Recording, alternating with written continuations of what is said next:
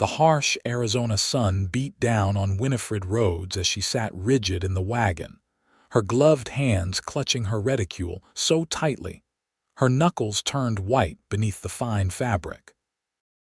The year was 1885, and at 20 years old, Winifred Winnie, to the few who knew her well enough, was being sent from her home in Casa Grande, Arizona Territory, to marry a man she had never met. "You'll be comfortable with Mr. Harrington," her father had assured her just hours before as he helped her into the wagon that would carry her away.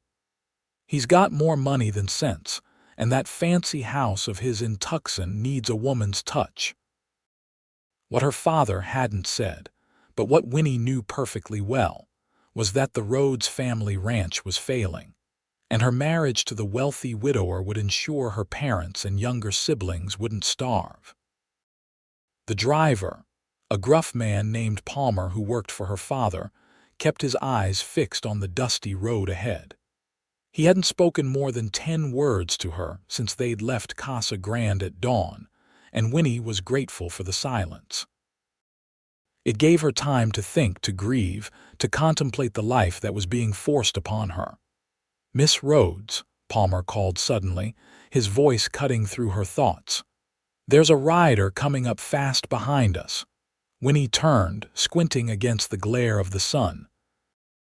A cloud of dust marked the approach of a lone horseman, moving with urgency across the barren landscape. Palmer slowed the wagon, his hand moving to the rifle that rested at his feet. "Keep going," Winnie said, her heart racing. The last thing she needed was to be delayed. Mr. Harrington was expecting her by nightfall, and her father had made it clear what was at stake if she failed to appear. "Can't outrun a man on horseback," Palmer replied grimly, but he urged the horses forward nonetheless. The rider closed the distance quickly, and soon Winnie could make out the silhouette of a man on a chestnut stallion. He wore a wide-brimmed hat pulled low over his face, and the sun glinted off something metallic at his hip. A gun, most likely. A cowboy, or perhaps something worse. "Stop the wagon," the man called, his voice carrying across the distance between them. Palmer swore under his breath but slowed the team to a halt. "Stay inside, Miss Rhodes," he instructed, reaching for his rifle. But before Palmer could raise his weapon, the rider was upon them, his horse coming to a skidding stop alongside the wagon. Winnie got her first clear look at him, tall and broad-shouldered, with features that might have been handsome if not for the layer of trail dust and the grim set of his mouth. His eyes, though, caught her attention immediately, a startling blue, piercing and direct as they met hers. "That won't be necessary," the man said to Palmer, nodding at the rifle. "I'm not here to rob you." "Then state your business and move on," Palmer replied, his finger still hovering near the trigger. The stranger's eyes never left Winnie's face. "My business is with Miss Rhodes." A chill ran down Winnie's spine. How did this man know her name? Had her father sent him? Or perhaps Mr. Harrington had dispatched someone to ensure his bride arrived as promised. "I don't know you, sir," she said, raising her chin defiantly despite the fear clutching at her chest. A hint of a smile touched the cowboy's lips. "No, madam, you don't. But I know about you and where you're headed." He shifted in his saddle, and Winnie noticed the way he winced slightly, as though in pain. "My name is Kieran James. I worked at the Harrington estate." Palmer's grip on the rifle tightened. "If Mr. Harrington sent you to escort us, he didn't," Kieran cut him off. His eyes found Winnie's again, and there was something in them that made her breath catch. Compassion, perhaps, or understanding. "Miss Rhodes, I came to tell you something important. Something you should know before you arrive in Tucson." Winnie hesitated, then gestured for Palmer to lower his weapon.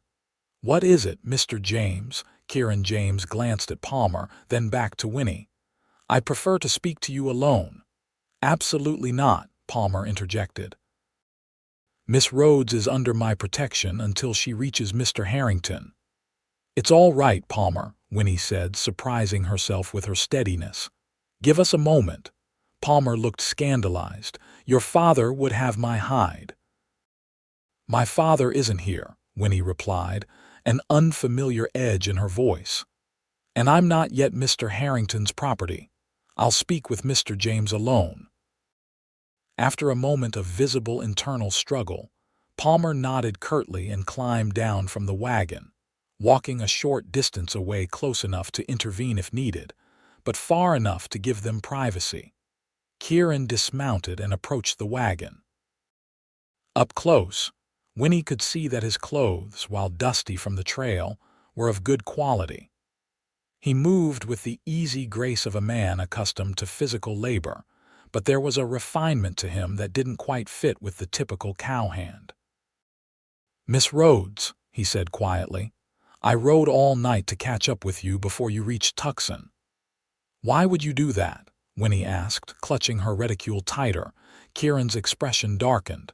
"Because you need to know what kind of man Edward Harrington really is." Winnie felt her stomach drop. "What do you mean?" "I was his foreman until yesterday," Kieran explained, his voice low and urgent. "I've worked for him for 5 years, seen how he treats people, especially women." He paused, seeming to measure his words carefully. "His first wife didn't die of fever like everyone was told. She took her own life after years of his cruelty." Winnie's breath caught. "That's a serious accusation, Mr. James." "I wouldn't make it lightly," he replied, his eyes never wavering from hers. "I found her. Saw the bruises he left on her arms, her neck. Heard her crying at night when he thought no one could hear." His jaw tightened. "And I've seen how he's already talking about you, a woman he's never met, like your cattle he's purchased." A cold dread settled in Winnie's stomach. Her father had assured her Mr. Harrington was respectable if a bit older, a successful businessman who needed a wife. He'd never mentioned the man's first marriage or how it had ended. "Why are you telling me this?" she whispered, though part of her already knew. Kieran took a step closer to the wagon, his eyes intense. "Because you have a choice, Miss Rhodes. Everyone's been telling you that you don't, but you do." Winnie's heart pounded in her chest. "I have no choice. My family will lose everything if I don't go through with this marriage." "There are other ways," Kieran insisted. "I can help you." "Why would you risk yourself for a stranger?" A shadow crossed his face. "Because I didn't help her. His first wife I knew, and I did nothing until it was too late." He shook his head. "I won't make that mistake again."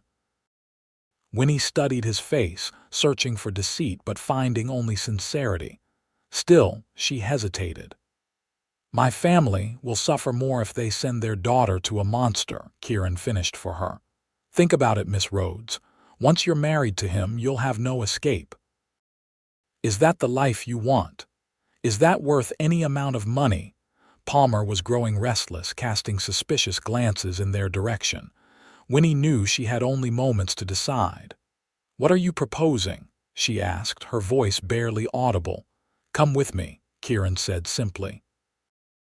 "I have a cabin north of here. You can stay there while you figure out what you want to do. Send word to your family that you're safe. Find work in one of the towns nearby." He paused. "Live your own life, not the one that's been decided for you." Winnie's mind raced. Everything she'd ever known told her to dismiss this stranger, to continue on the path that had been laid out for her. Her duty was clear. Marry Mr. Harrington, secure her family's future, be a dutiful wife. And yet, "How do I know I can trust you?" she asked, meeting his gaze steadily. A small, sad smile touched Kieran's lips. "You don't. But ask yourself this. What's your instinct telling you about me? And what was it telling you about marrying a man you've never met?" Winnie closed her eyes briefly. The truth was, she'd been filled with dread from the moment her father had announced the arrangement. Each mile closer to Tucson had felt like another step toward a prison of her own making. "Miss Rhodes," Palmer called, clearly having run out of patience. We need to be on our way if we're to reach Tucson by nightfall. Winnie looked at Kieran, at the hand he had extended toward her. Then she looked at Palmer and the road that stretched ahead, leading to a future she had never wanted. "You have a choice," Kieran said again, softly. And in that moment, with the Arizona sun beating down and the vast, unforgiving landscape spreading out around them, Winifred Rhodes made hers. "Palmer," she called, her voice stronger than she felt, "I won't be continuing to Tucson." Palmer's face registered shock, then anger.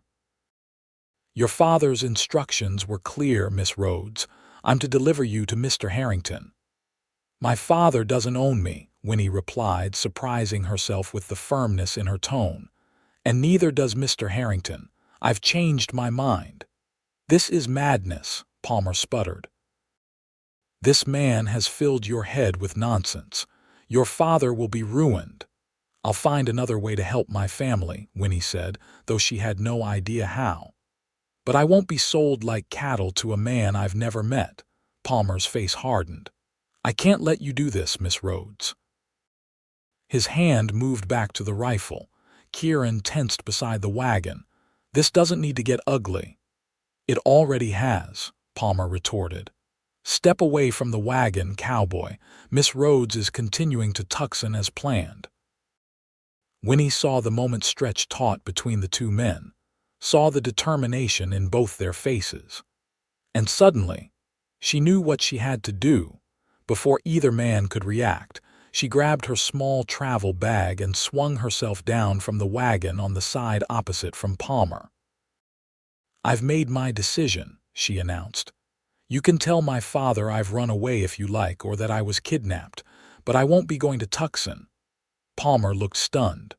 "Miss Rhodes, think about what you're doing." "I am thinking," Winnie replied. "Possibly for the first time in my life." She turned to Kieran.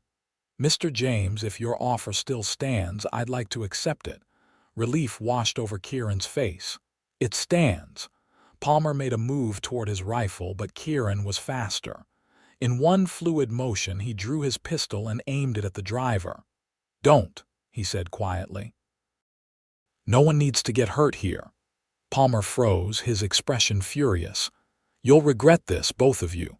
Harrington's not a man to cross." "Neither am I," Kieran replied evenly. "Go back to Casa Grande. Tell Mr. Rhodes that his daughter is safe, but she won't be marrying Edward Harrington." His eyes narrowed. "And if Harrington sends men after us, they'll regret it." For a tense moment, Palmer looked ready to fight.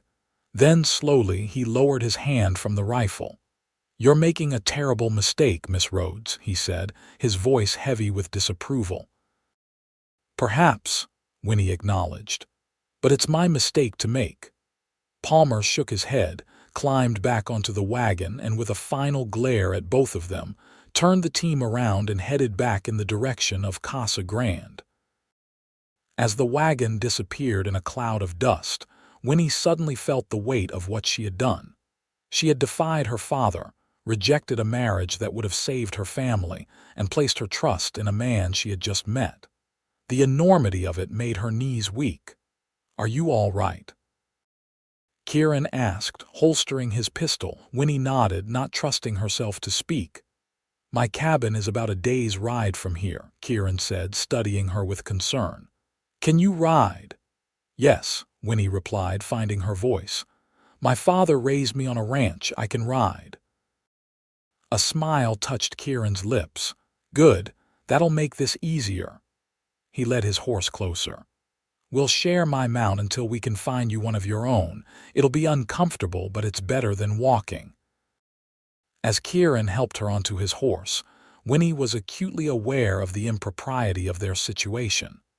A young woman, unchaperoned, riding with a man she barely knew to a remote cabin. It was scandalous by any measure. And yet, compared to being forced to marry a man who might be a monster, it seemed the lesser risk. Kieran mounted behind her, careful to maintain a respectful distance despite the constraints of the saddle.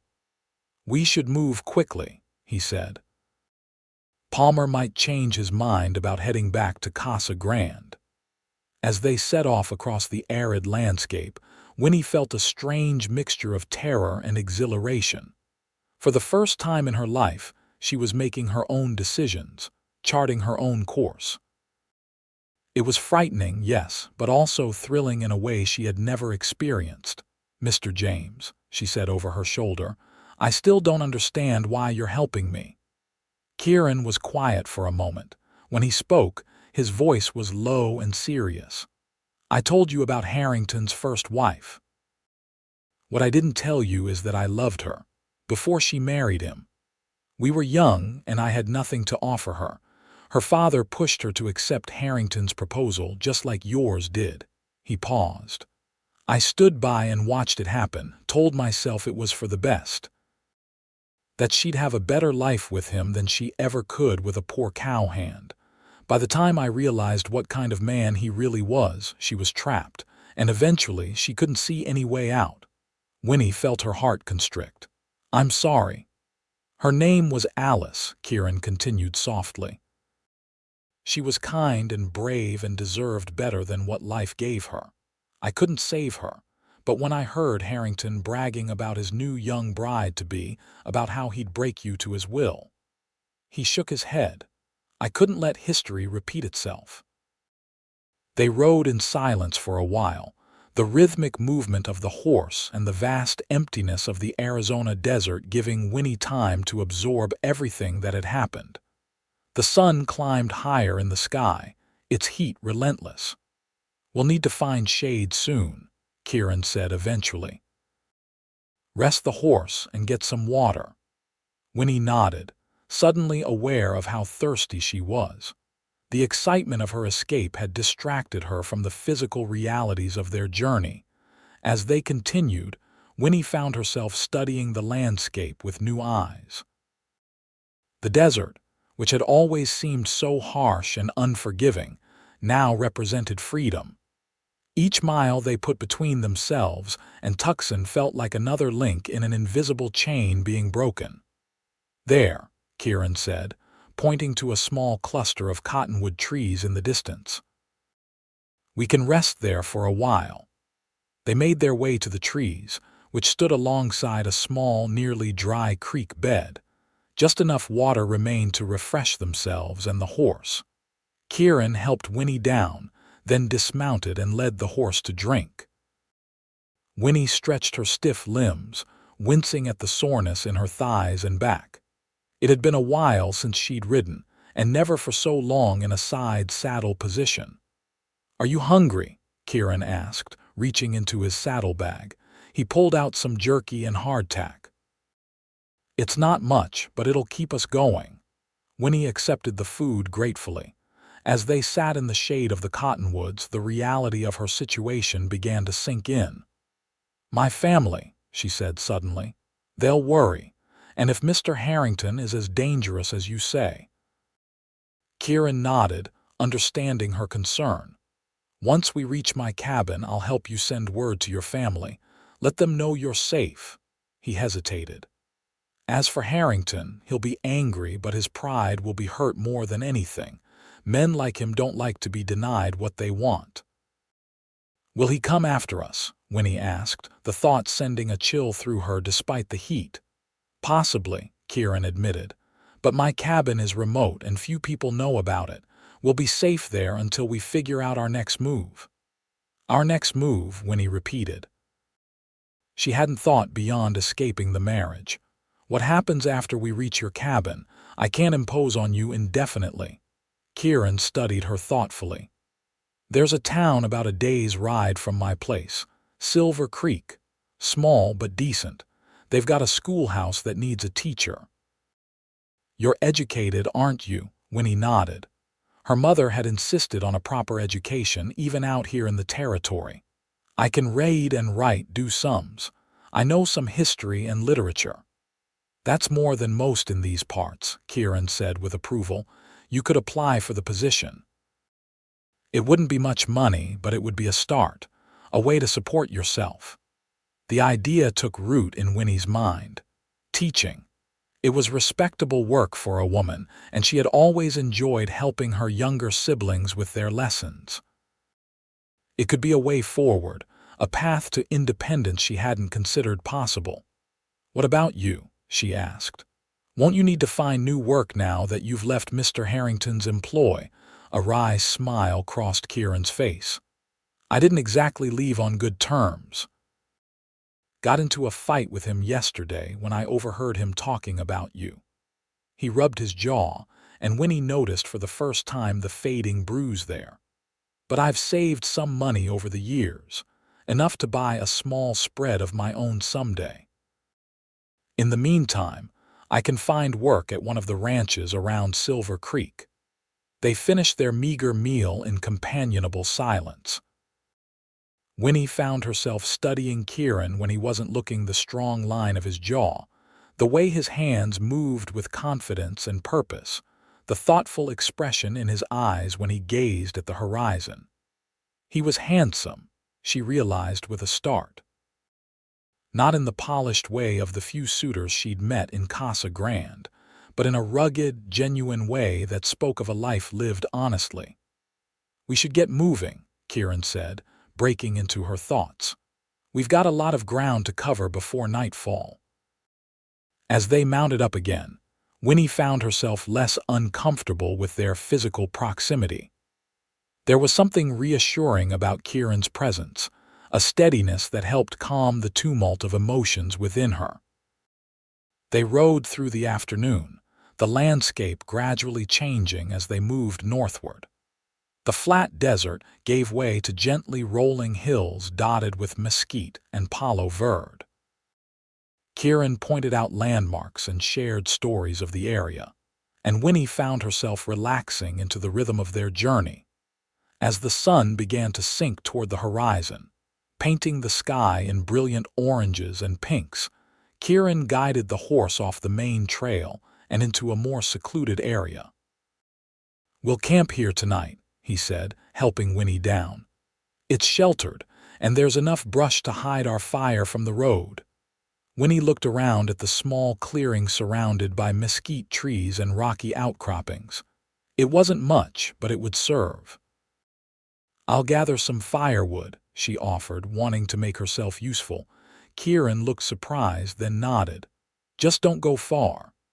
As Winnie collected dry branches and twigs, she found herself smiling.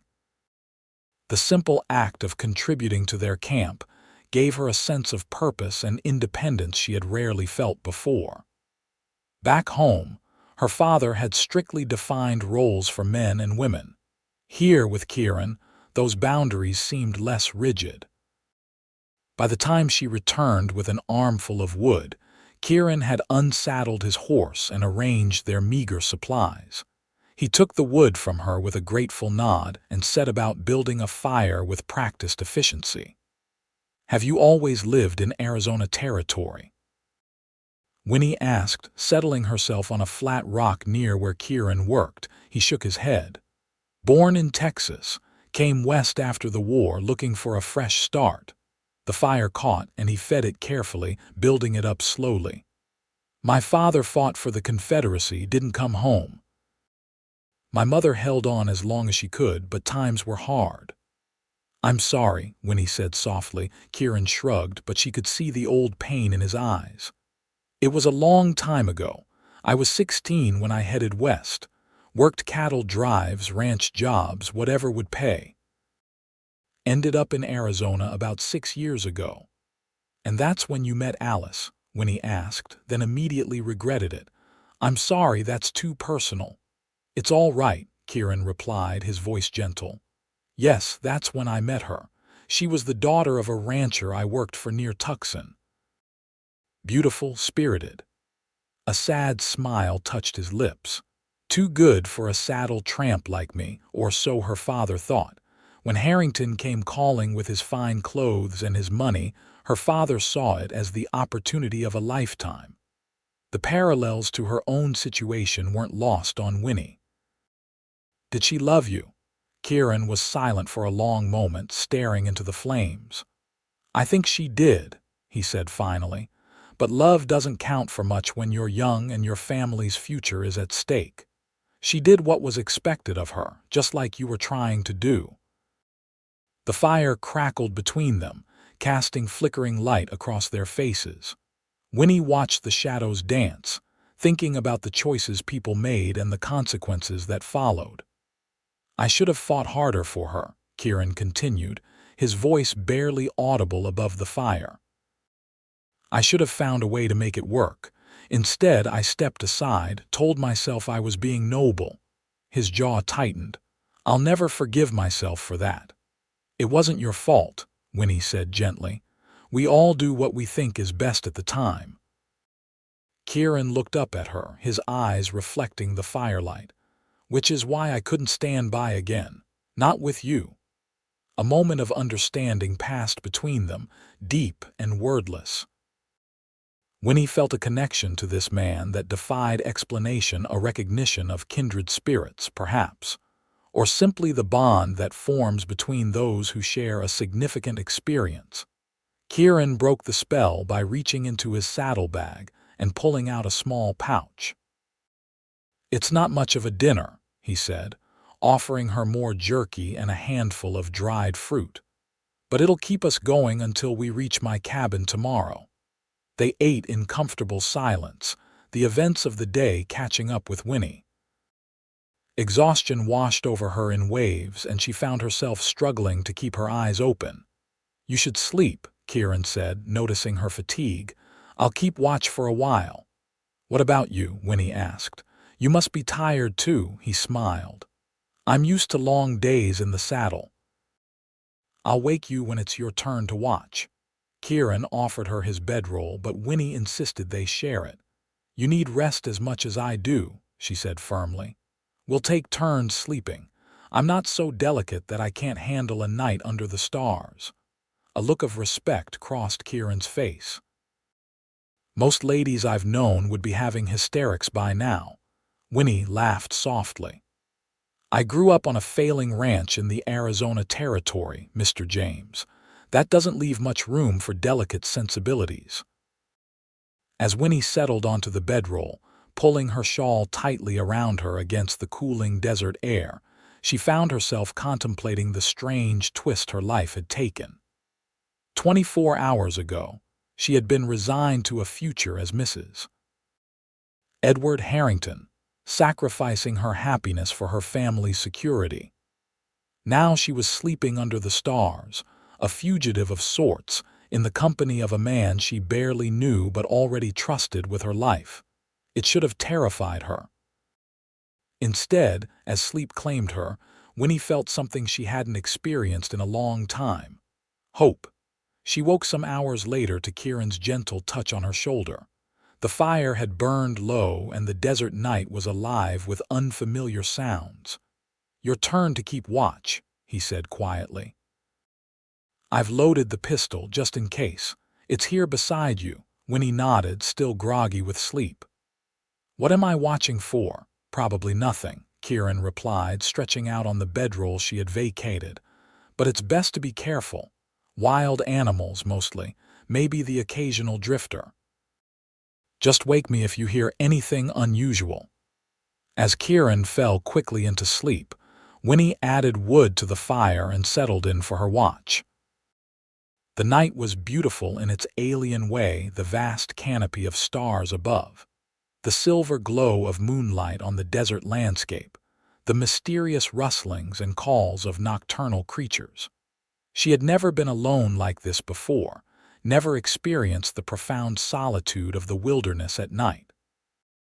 She found herself thinking of her family, her stern father, her gentle mother, her 3 younger siblings.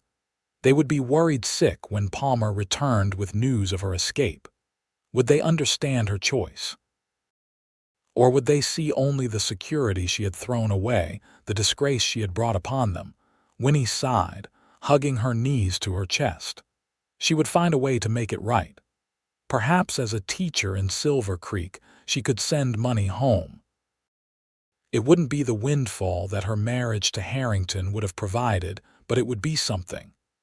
And it would be earned honestly, not through the sale of her freedom and happiness. The hours of her watch passed slowly, but Winnie didn't mind. The quiet gave her time to think, to begin mapping out a future of her own making. By the time the first hint of dawn lightened the eastern sky, she had made peace with her decision.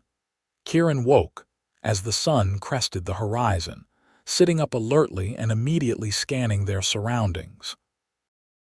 "Everything quiet?" he asked, when he nodded. "Nothing more threatening than a coyote in the distance." He smiled, the early morning light softening his features. "You did well. Many people find their first night in the open unsettling." "I found it peaceful," Winnie admitted. "Different, but not frightening." They broke camp quickly, sharing the last of their provisions for breakfast before saddling the horse and continuing their journey. The terrain grew more varied as they rode, with scattered stands of pine appearing among the desert flora, suggesting a gradual increase in elevation. "My cabin is in the foothills," Kieran explained as they rode. "It's cooler there, especially at night.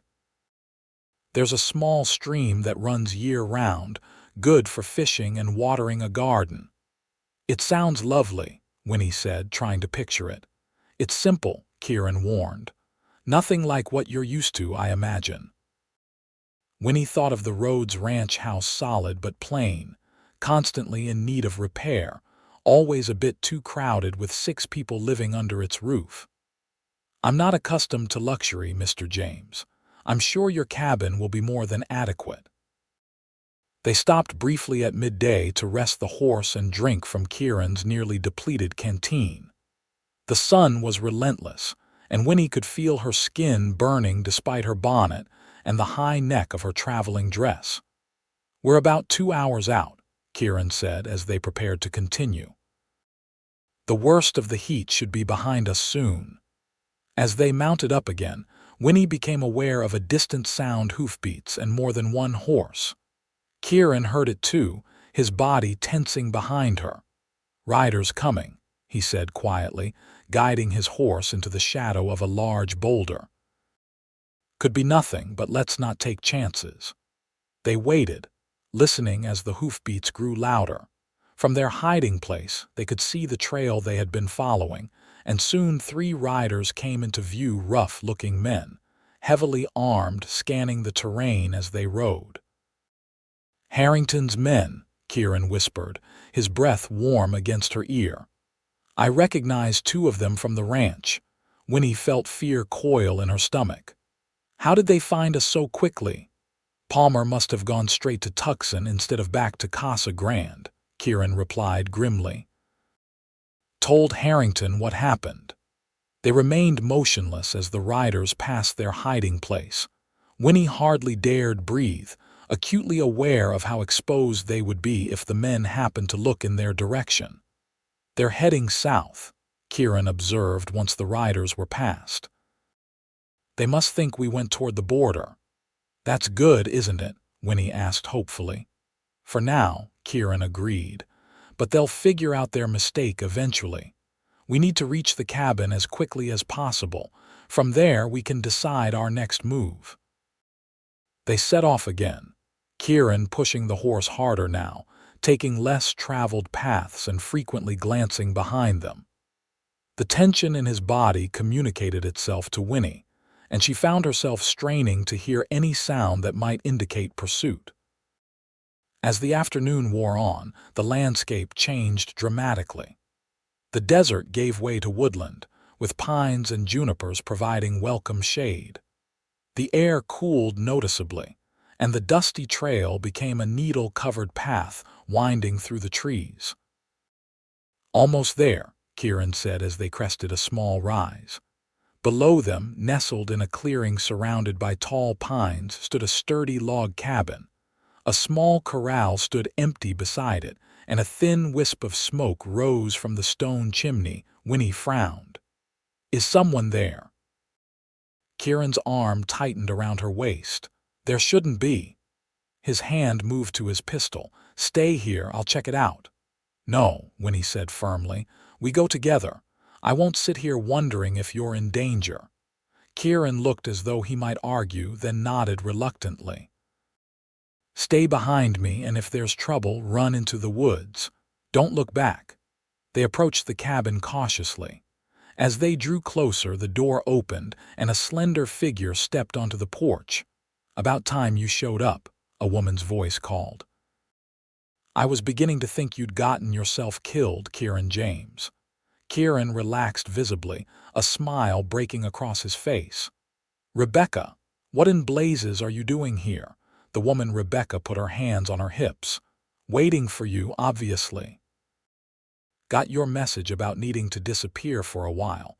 Thought you might need provisions." Her gaze shifted to Winnie, and one eyebrow rose. "Though you neglected to mention you'd have company." Kieran helped Winnie down from the horse before dismounting himself. "Rebecca Miller, meet Winifred Rhodes." "Miss Rhodes, this is Rebecca Miller, the closest thing to a friend I have in these parts."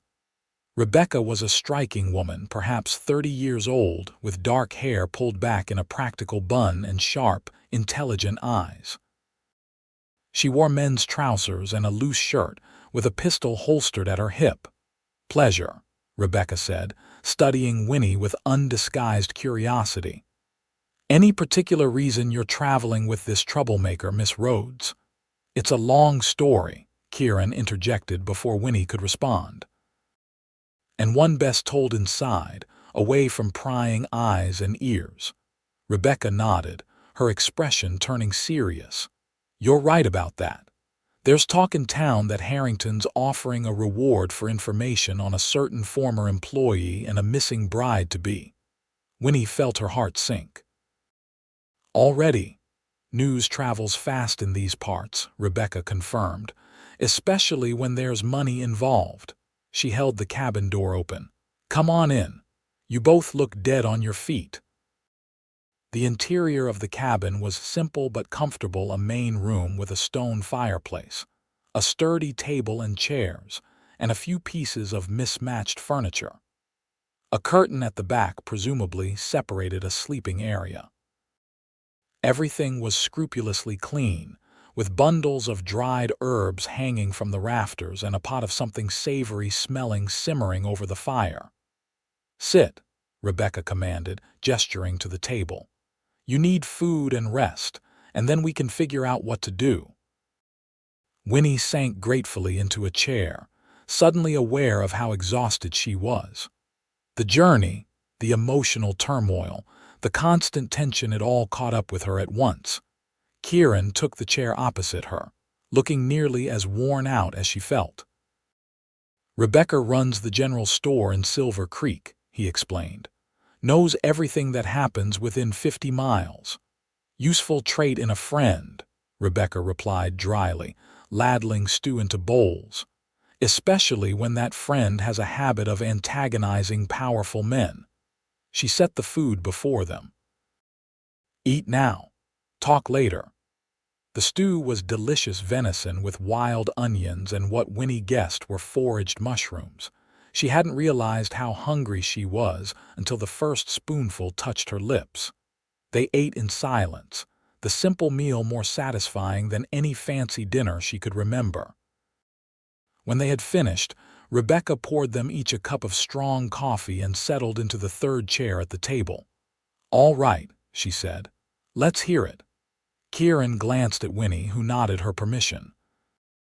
Between them, they recounted the events of the past 2 days: Winnie's arranged marriage to Harrington, Kieran's warning and offer of escape, their journey to the cabin, and the riders they had spotted. Rebecca listened without interruption, her expression growing more troubled as the tale unfolded. "Harrington's not a man to cross," she said when they had finished. "He's got money and connections. Half the territorial officials are in his pocket." "We're aware," Kieran replied grimly. "The question is, what do we do now?" Rebecca tapped her fingers thoughtfully against her coffee cup. "Silver Creek might not be safe. Too close, and too many people know you there, Kieran." She turned to Winnie. "Your family, they'll be worried. Do you want to get word to them?" Winnie nodded. I need them to know I'm safe, that I haven't been kidnapped or worse." She hesitated. "But I won't go back. I can't marry that man, not after what Kieran has told me." "No one's suggesting you should," Rebecca assured her. "But a letter might help ease their minds. I can see it gets delivered." "Thank you," Winnie said gratefully. "As for Harrington," Rebecca continued, "he won't give up easily. His pride's at stake, and men like him can't abide being denied what they want." She glanced at Kieran. "You know him better than most. What do you think he'll do?" Kieran's expression darkened. "Keep looking for a while at least. Send men out, offer rewards." He ran a hand through his hair. "But eventually he'll move on, find another young woman to prey upon." "Unless someone stops him," Rebecca said quietly. A heavy silence fell over the table. Winnie looked between the two friends, sensing an unspoken communication passing between them. "What does that mean?" she asked finally. Kieran met her eyes. "It means Harrington has hurt people for a long time without consequences. Maybe it's time that changed." "How?" Winnie pressed. "He's powerful, you said so yourself." "There are ways," Rebecca said carefully. "Ways to expose men like him. I have connections, journalists, officials who aren't in his pocket, people who might be interested in the story of how Edward Harrington's first wife really died." Winnie felt a chill run through her. "That would be dangerous." "Life is dangerous," Rebecca replied simply, "especially for women with no protection. Ask yourself this: if not Harrington, who will be the next man to buy himself a bride? And what will happen to her when there's no one to warn her?" The question hung in the air, unanswerable yet impossible to ignore. Winnie thought of her own narrow escape, of Alice who hadn't been so fortunate, of countless other women whose futures were decided by men with money and power. "What would you need," she asked finally, "to expose him?" "Evidence," Kieran said. "More than just my word. Witnesses willing to speak about how he treated Alice, documentation of his business dealings, proof of his bribes to officials." "I can help with some of that," Rebecca said. "I hear things in the store." "People talk freely around a woman they don't consider important." "It's not your fight," Kieran protested, but weakly. Rebecca snorted. "Every injustice is my fight. You should know that by now." As they continued discussing possibilities, Winnie found herself studying these two remarkable people who had entered her life so suddenly. Kieran, with his quiet strength and haunted eyes, driven by a need to right a past wrong. Rebecca, fierce and practical, unbound by conventional expectations of womanhood. They were unlike anyone she had known in Casa Grande, where men and women moved in carefully prescribed patterns, never deviating from the expected path. "Miss Rhodes," Rebecca said, breaking into her thoughts. "This concerns you most directly. What do you think we should do?" Winnie considered the question carefully. The safest course would be to flee, to find a new town far from Harrington's influence and build a quiet life for herself. Yet something in her rebelled against that option. The thought of another woman taking her place, walking unknowingly into the trap she had escaped, was unbearable. "I think," she said slowly, "that running away solves my problem but no one else's.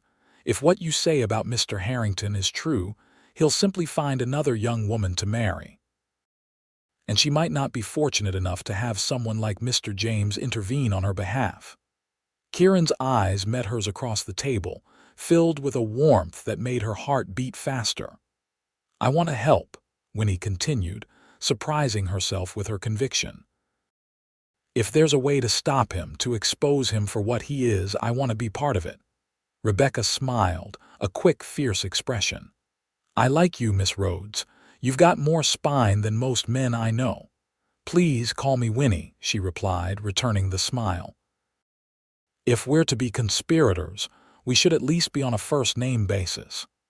As the evening progressed, they refined their plan. Rebecca would return to Silver Creek the next day, gathering information and making discreet inquiries about Harrington's past. Kieran would reach out to former employees of the Harrington Ranch, seeking those who might be willing to testify about his treatment of Alice. And Winnie would write to her family, explaining her decision without revealing her location. "You can stay here while we gather what we need," Kieran told Winnie. "It's remote enough that you should be safe, especially if Harrington believes you've fled south." "I'll bring supplies when I can," Rebecca added, "and news from town." As night fell, Rebecca took her leave, promising to return in a few days with provisions and any information she managed to collect. Kieran walked her out to her horse, and Winnie could hear their low voices in conversation, though she couldn't make out the words. When Kieran returned, there was a slight awkwardness between them. The cabin suddenly seemed very small, very intimate. "You can take the bed," Kieran said, gesturing to the curtained alcove. "I'll sleep out here by the fire." "This is your home," Winnie protested. "I won't put you out of your own bed." "It's just a bed," Kieran replied with a shrug. "I've slept on worse than a floor." Winnie wanted to argue further but was too exhausted to muster the energy. "Thank you," she said instead, "for everything. I don't know what would have happened if you hadn't stopped our wagon yesterday." "I do," Kieran said quietly, "and I couldn't let that happen. Not again." Their eyes met, and something unspoken passed between them, an understanding, a connection deeper than their brief acquaintance should allow. For a moment Winnie thought Kieran might say more, might close the distance between them. But then he stepped back, breaking the tension. "You should rest," he said. "Tomorrow we can talk more about the letter to your family." Winnie nodded, suddenly shy. "Good night then, Mr. James." A small smile touched his lips. "If we're to be conspirators, as you said, perhaps you should call me Kieran." "Good night, Kieran," she amended, feeling a warmth spread through her at the intimacy of using his given name. "Good night, Winnie," he replied softly. As Winnie settled onto the narrow bed behind the curtain, she found herself reflecting on the extraordinary turn her life had taken. 2 days ago, she had been resigned to a loveless marriage, a life of duty without joy. Now she was in a remote cabin with a man she barely knew, plotting to expose one of the territory's most powerful citizens. It should have terrified her. Instead, she felt more alive than she had in years. Sleep claimed her quickly, deep and dreamless. When she woke, sunlight was streaming through the small window beside the bed. For a moment she was disoriented, forgetting where she was. Then the events of the previous days came rushing back, and she sat up, pushing aside the curtain to look into the main room. Kieran was already up, tending to a fire in the hearth. The smell of coffee and frying bacon filled the cabin. He looked up as she emerged, his smile warming his eyes. "Good morning," he said. "I hope you slept well." "Better than I expected," Winnie admitted, smoothing down her rumpled dress. She was acutely aware of her disheveled appearance, her hair falling from its pins, her dress wrinkled from travel and sleep. In Casa Grande, she would never have allowed anyone outside her family to see her in such a state. Here with Kieran, it seemed less important. "Breakfast is nearly ready," Kieran said, turning back to the skillet. "Rebecca left us well supplied." Winnie moved to the small basin of water he had prepared for her, grateful for the chance to wash her face and hands. "What's the plan for today?" she asked as she tried to restore some order to her hair. "I thought I'd show you around the place," Kieran replied, sliding bacon onto 2 plates. "It's not much, but there's a stream nearby, good for washing and fishing, and I've got a small garden that could use some attention." He paused. "And we should write that letter to your family. Best to get it to Rebecca as soon as possible." They ate breakfast together at the table, the initial awkwardness between them gradually giving way to comfortable conversation.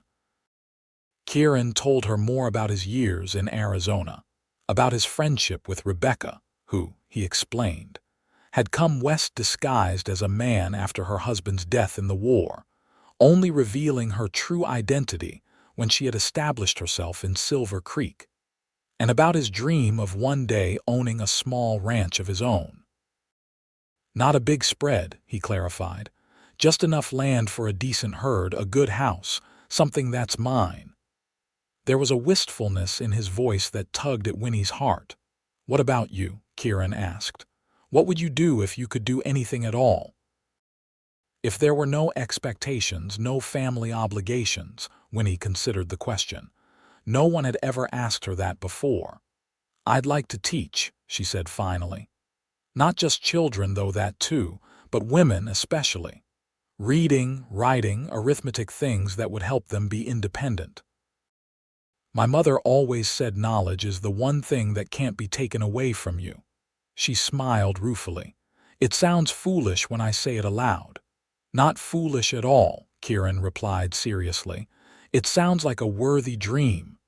After breakfast, they ventured outside. The day was clear and crisp, the mountain air cool despite the bright sunshine. Kieran showed her around the small property, the corral where he kept his horse when he was in residence, the woodshed stacked with split logs for the winter, the small garden plot where vegetables grew in neat rows. "Rebecca must have tended it while I was away," Kieran said, examining the thriving plants. "She has a way with growing things." "She seems remarkable," Winnie observed. "I've never met a woman who lives so freely." Kieran smiled. "Rebecca makes her own rules, always has from what she tells me. It hasn't been easy for her, but she wouldn't have it any other way." They walked to the stream, a clear, cold rivulet tumbling over rocks on its way down the mountain. Winnie dipped her hands into the water, relishing its coolness against her skin. "You can bathe here if you like," Kieran said, gesturing upstream to where the banks were more secluded. "There's privacy around that bend. I'll keep my distance." Winnie nodded gratefully, suddenly very aware of how grimy she felt after 2 days of hard travel. "I'd appreciate that. And perhaps we could wash my dress. I'm afraid it's seen better days." "Rebecca left some clothes that might fit you," Kieran offered. "Nothing fancy, trousers and shirts mostly, but clean and practical. Trousers." Winnie had never worn them, had never even considered it. In Casa Grande, such a thing would be scandalous.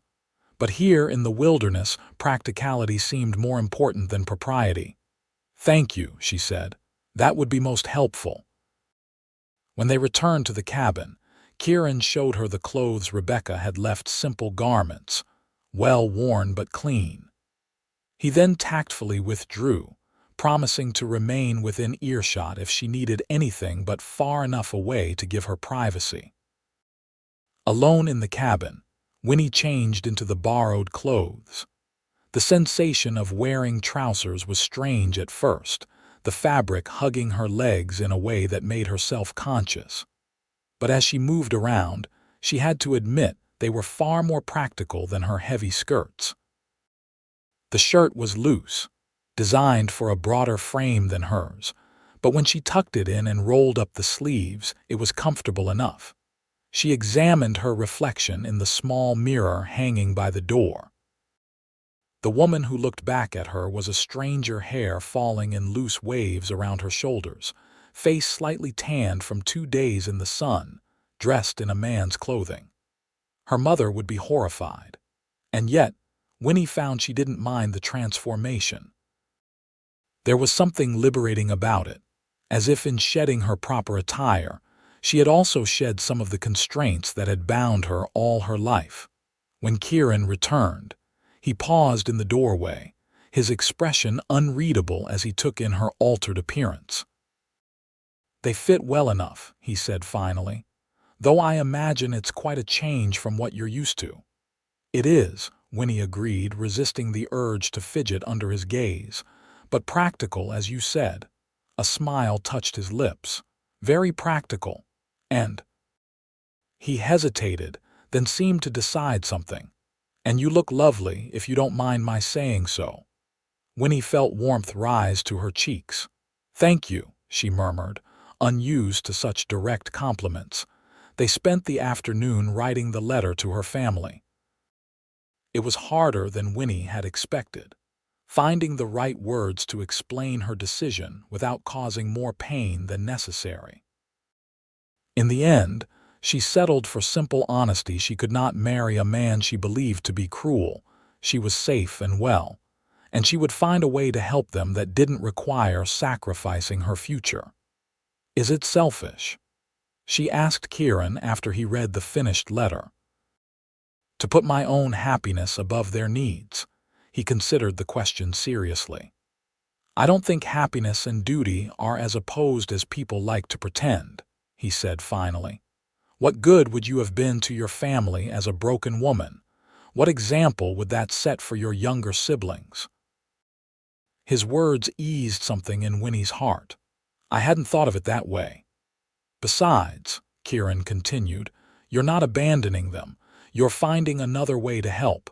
That takes more courage than simply doing what's expected."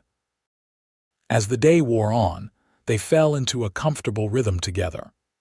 Kieran taught Winnie how to fish in the stream, laughing at her clumsy first attempts but praising her persistence. They gathered herbs from the woods surrounding the cabin, Kieran explaining which plants were useful for cooking or medicine. And they talked about books they had read, places they had seen, people they had known. Winnie found herself sharing thoughts and feelings she had never expressed aloud before, and Kieran listened with a quiet intensity that made her feel truly heard for the first time in her life. In the evening, they prepared dinner together, working side by side in the small cooking area as if they had done so for years. It was a simple meal: fresh fish from the stream, vegetables from the garden, biscuits made from Rebecca's supplies, but to Winnie, it tasted better than any fancy dinner. As they sat by the fire after the meal, a comfortable silence between them, Winnie realized with a start that she felt at home in this small cabin in the wilderness.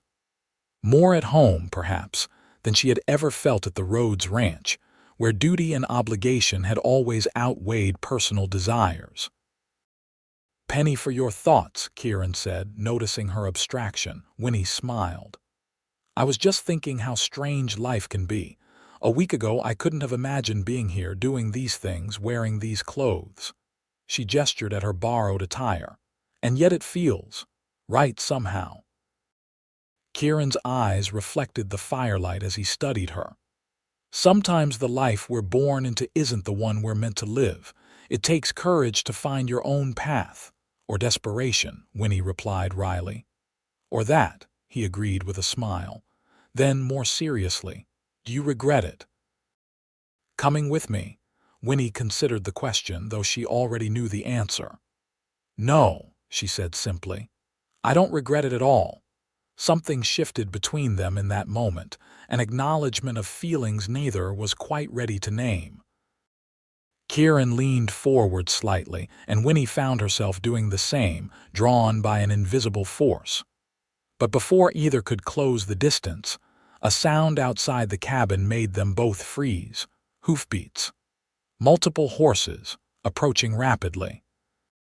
Kieran was on his feet in an instant, moving to the window. "Get behind the curtain," he instructed, his voice low and urgent, "and take this." He pressed his pistol into her hands. "Kieran, please, Winnie, just in case." She nodded, clutching the unfamiliar weight of the gun as she retreated behind the curtain separating the sleeping area. Through a small gap, she could see Kieran take down a rifle from above the fireplace, checking that it was loaded before positioning himself beside the door. The hoofbeats stopped outside the cabin. There was a moment of silence, then a voice called out, "Kieran James, we know you're in there. Come out and bring the girl with you." Winnie's heart pounded so loudly she was sure it could be heard across the room. Harrington's men had found them. But how? "What do you want?" Kieran called back, his voice steady despite the tension visible in his posture. "Mr. Harrington wants his bride returned to him," the voice replied. "No harm will come to either of you if you cooperate. The lady returns to Tucson, and you get to keep breathing." "Seems a fair deal to me."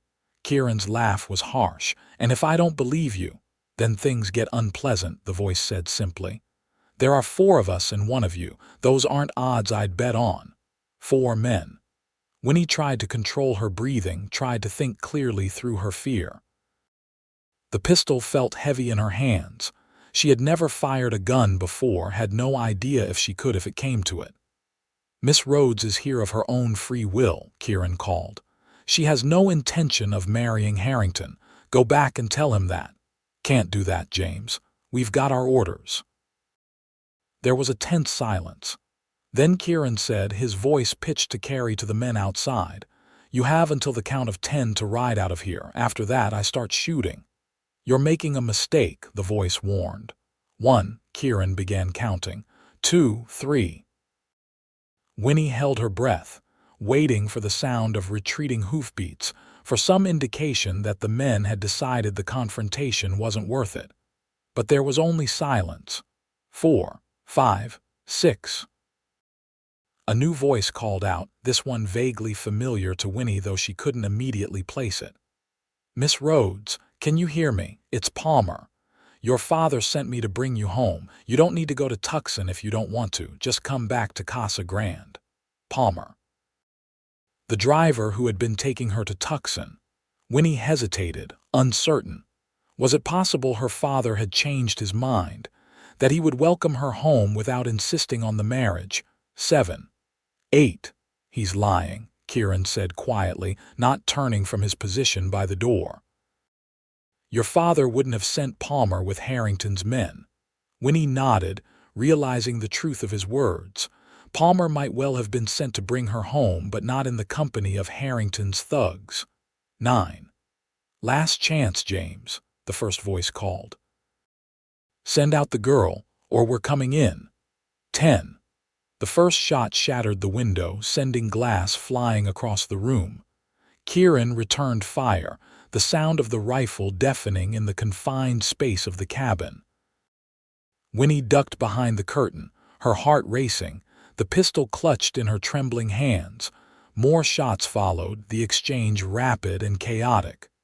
Winnie heard shouts from outside, then the sound of splintering wood as someone tried to force the door. "Winnie." Kieran's voice cut through the noise.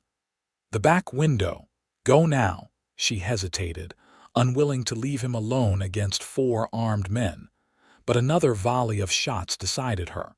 Keeping low, she moved to the small window at the back of the sleeping area. It was narrow, but she thought she could fit through if she tried. With shaking hands, she pushed it open and began to squeeze through the opening. The sound of the cabin door giving way spurred her on, and she tumbled out onto the ground just as more gunshots rang out inside. "Kieran." She called, panic rising in her throat. There was no answer, only the continued sound of gunfire and breaking furniture. Winnie clutched the pistol, torn between fleeing as Kieran had instructed and going back to help him. The decision was made for her when a figure emerged from around the corner of the cabin, a burly man with a scraggly beard, blood streaming from a wound on his arm. "There she is," he shouted, lunging for her. Without thinking, Winnie raised the pistol and fired. The recoil nearly knocked the gun from her hands, and she had no idea if she had hit her target, but the man fell back with a surprised cry. Whether he was hit or simply startled, she didn't wait to find out. She turned and ran for the trees, her heart pounding in her ears. Behind her, the gunfire inside the cabin had stopped. That could mean only one of 2 things, and Winnie couldn't bear to consider the worse option.